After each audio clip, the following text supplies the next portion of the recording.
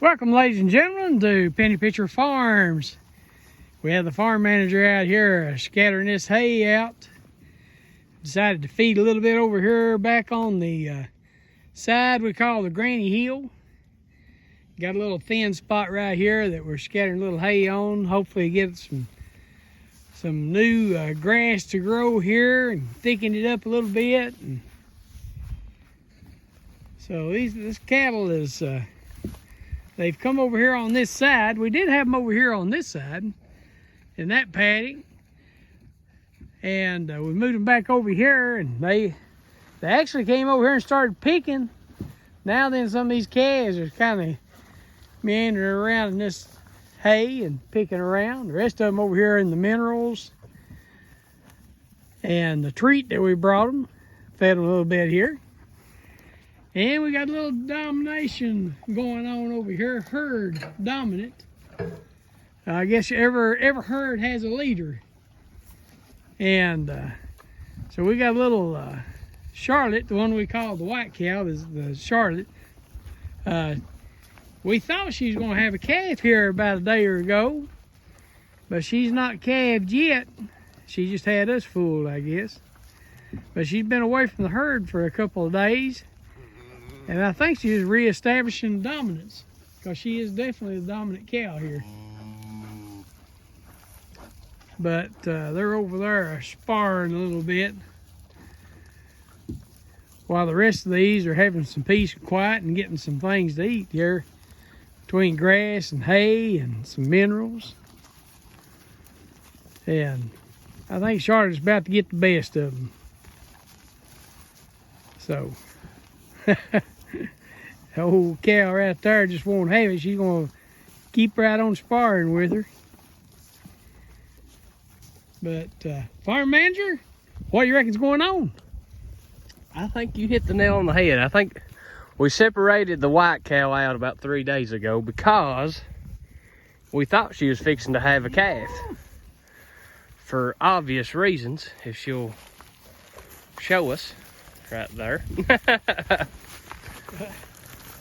But if I don't get stepped on. But she's not had it yet. And I think, best I can figure, guys, this is kind of a new one on me.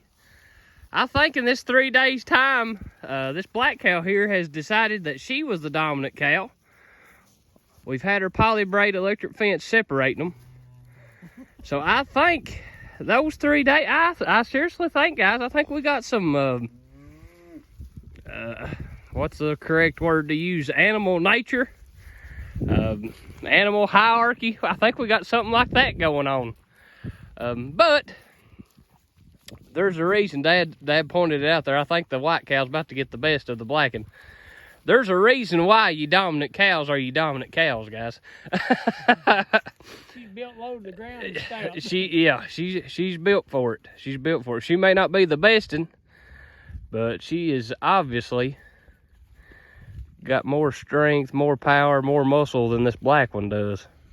And guys, like we said, this white cow is, I would have thought she'd have already had a baby by now. Honestly, I mean, she's had the stuff coming out of the back for 3 days now, so that was kind of one of the reasons we wanted to come over here, was just to check on her. But she's feeling fine, I believe. It's safe to say. Or the black cows went and made her mad one.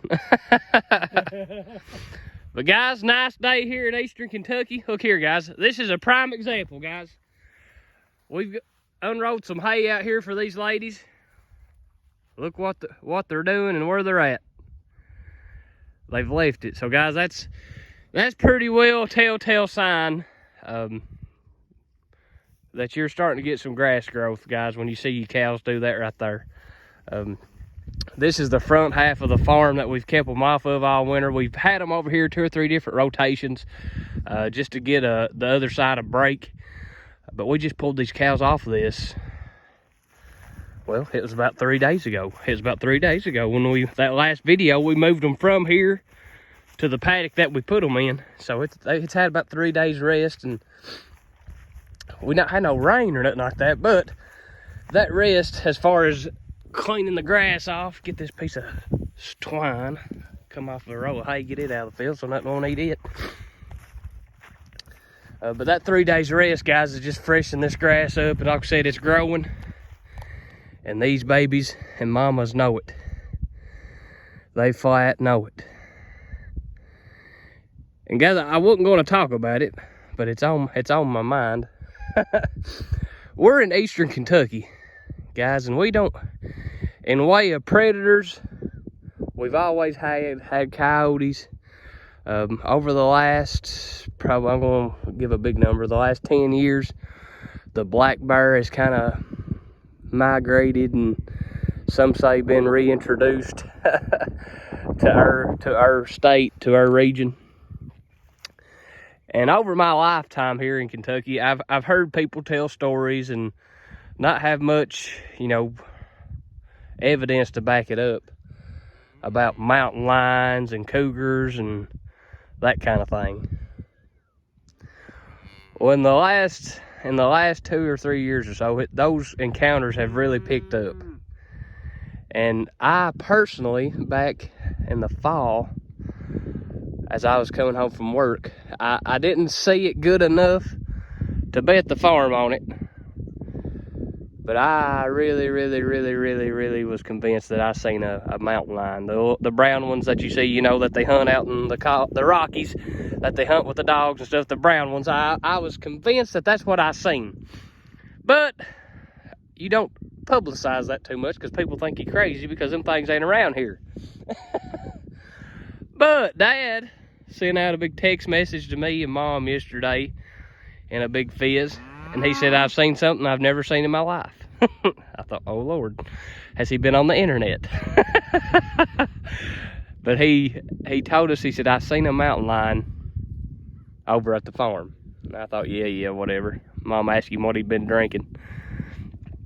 But he said, no, I'm dead serious. He said, I was within 300 yards of it. And when we got up here today, I made Dad show me where those cows are standing at, about that farthest one away, way back there, is where Dad said he's seen it at. And he was standing right here where I'm at. So the cows was here, and we had the white cow right here having a calf. And that thing was right over there. He said it was crouched down low to the ground, but he said he could see its tail was working. And he said he squalled right loud, and he said it took off running up toward the tire there. And it just freaked him out, and he was talking to the neighbors about it and all that kind of thing. You know how that kind of stuff spreads here in the country. But guys, that's kind of frightening to me. I just tell you, I don't want nothing like that around here. That is, you talk about a predator. You get a Lord, I don't know how big them things get. 100, 200 pound mountain lion jump on top of your head out of a tree. Hey, that would ruin somebody's deer hunting trip, if it's the way I think. But something interesting to think about, guys. I'd hate to call my own dad a liar, because I believe him. And if he was this close to it, I about have to believe him. He ain't ever done nothing to me for me to not believe him.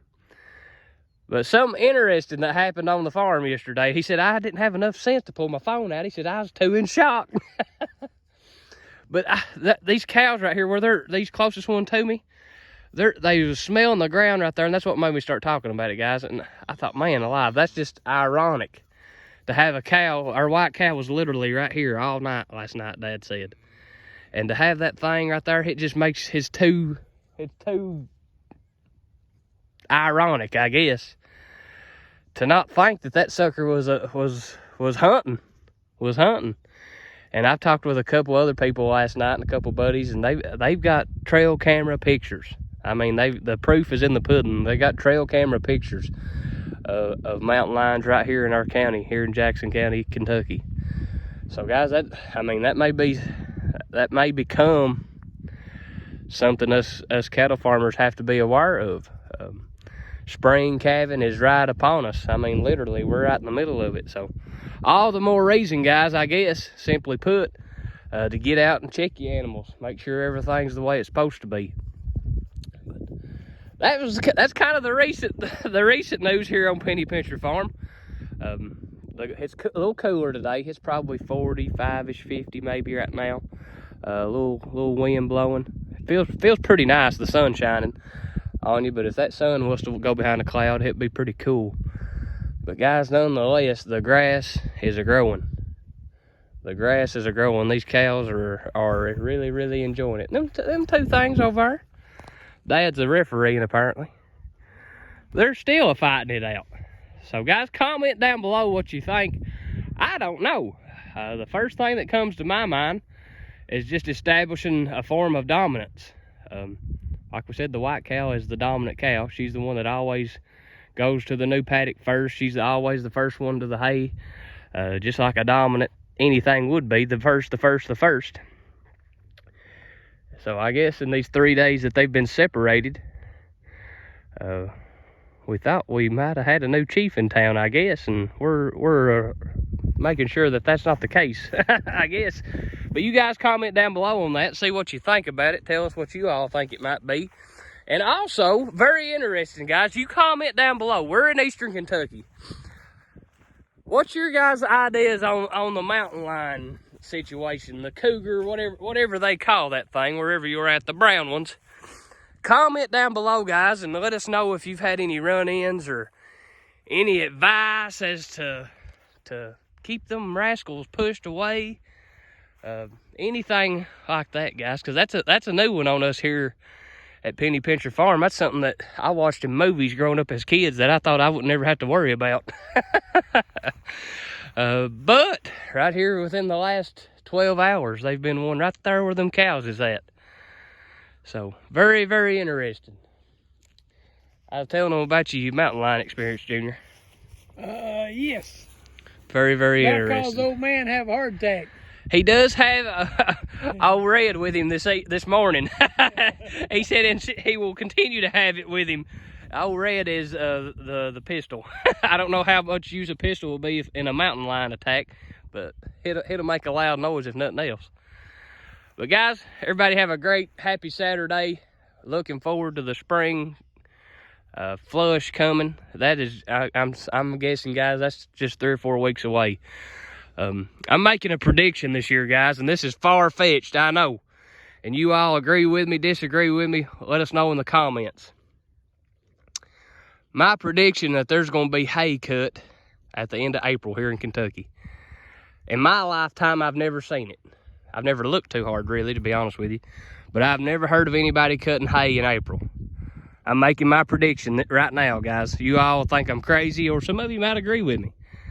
But I'm thinking spring has come so early this year that we might get to see some hay equipment out in the fields in the end of April. 1st of May at the latest. But guys, comment, let us know what you're thinking. We appreciate you guys liking and subscribing. You ain't seeing much, but we like to let you guys on our daily lives here at the farm. Nothing new, nothing world-shattering, groundbreaking, nothing like that. But we like you guys to see what we're doing in hopes that it might help you and your farm to be more profitable. Guys, this is Penny Pincher Farm signing out, letting the grass grow and giving God all the glory.